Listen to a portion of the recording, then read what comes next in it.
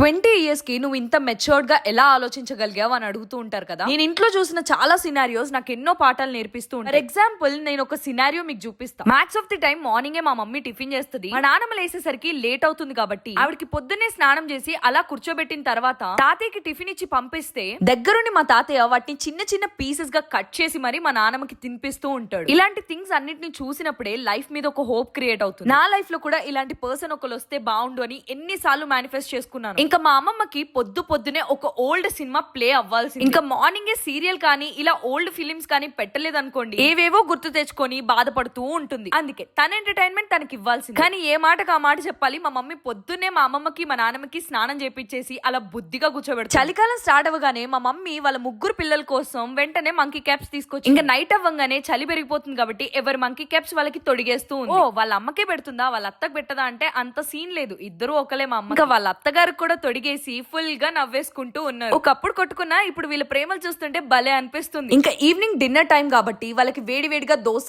ఇడ్లీ ఇంకా వాళ్ళ ఇష్టం. ప్రతి నైట్ వాళ్ళు అడిగిన టిఫిన్ నే మనం సర్వ్ చేయాల్సి ఉంటుంది. Anyway see you in the next vlog.